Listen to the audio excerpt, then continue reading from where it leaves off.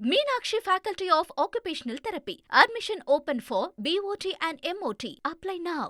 Kantara chapter 1 படப்பிடிப்பு தொடங்கியதில் technician உயிரிழப்பு, நகைச்சுவை நடிகரின் மரணம் என அடுத்தடுத்து அசம்பாவிதங்கள் தொடர்ந்த வண்ணம் உள்ளது. அத்துமீறி காடுகளுக்கு தீ வைத்து படப்பிடிப்பு நடத்தியதால் காந்தாரா படக்குழுவினரை காவு வாங்க துடிப்பது உண்மையா? பார்க்கலாம். சென்ற 2022ஆம் ஆண்டு வெளியான காந்தாரா திரைப்படம் உலக சினிமா ரசிகர்களை சாண்டல்வுட் இண்டஸ்ட்ரியை திரும்பி பார்க்க வைத்தது. வெறும் 16 கோடி பட்ஜெட்டில் கன்னட மொழியில் மட்டுமே ரிலீஸ் ஆன இந்த திரைப்படம் அதன் பிறகு தமிழ், தெலுங்கு, மலையாளம், ஹிந்தி உள்ளிட்ட மொழிகளில் டப் செய்யப்பட்டு ரிலீஸ் ஆகி பாக்ஸ் ஆபீஸில் 450 கோடி வசூல் சாதனை படைத்தது. முதல் பாகத்தின் வெற்றியை தொடர்ந்து காந்தாரா சாப்டர் 1 என அந்த திரைப்படத்தின் பிரிக்யூல் பேன் இந்தியா மூவியாக வெளிவரப்போவதாக படக்குழுவினர் அறிவித்தனர். ரசிகர்களின் எதிர்பார்ப்பை மேலும் அதிகரிக்கும் பொருட்டு சென்ற 2023ஆம் ஆண்டு நவம்பர் மாதம் காந்தாரா பார்ட் 2 திரைப்படத்திற்கான ஃபர்ஸ்ட் லுக் போஸ்டரையும் படக்குழுவினர் வெளியிட்டனர். 2 வருட காலமாக படப்பிடிப்பு நடந்து வரும் நிலையில் அடுத்தடுத்து தொடரும் அசம்பாவிதங்களால் படக்குழுவினர் அதிர்ந்து போயுள்ளனர். சென்ற நவம்பர் மாதம் யூனிட் வாகனத்தில் படப்பிடிப்பில் பணியாற்றும் ஊழியர்கள் சென்று கொண்டிருந்த போது அது கொல்லூர் அருகே கவிழ்ந்து விபத்துக்குள்ளானது. இதில் சிலர் காயமடைந்ததாக செய்திகள் வெளிவந்தது. எனினும் அப்போது படக்குழுவினர் திட்டமிட்டபடி படப்பிடிப்பை தொடர்ந்தனர்.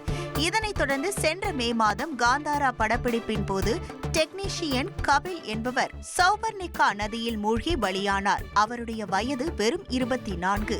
இது மட்டுமின்றி படப்பிடிப்பு இல்லாத நேரத்தில் காந்தாரா படத்தில் நடித்து வந்த நடிகர்களான கலாபவன் நிஜு மற்றும் ராகேஷ் புஜாரா ஆகிய இருவரும் ஹார்ட் அட்டாக்கில் உயிரிழந்தது பெரும் அதிர்ச்சியை ஏற்படுத்தியது. அதோடு படப்பிடிப்பின் தொடக்கத்திலேயே காந்தாரா படக்குழுவினர் தடை செய்யப்பட்ட வனப்பகுதிக்குள் அத்துமீறி நுழைந்து காடுகளுக்கு தீ வைத்து ஷூட்டிங் நடத்தியதாகவும் அவர்கள் மீது குற்றச்சாட்டு எழுந்தது.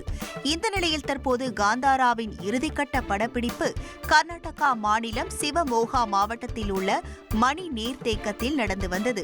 நடிகரும் இயக்குநருமான ரிஷப் செட்டி மற்றும் 30 பேர் கொண்ட படக்குழுவினர் பயணித்த படகு அந்த நீர்த்தேக்கத்தில் கவிழ்ந்து விபத்துக்குள்ளாகியுள்ளது.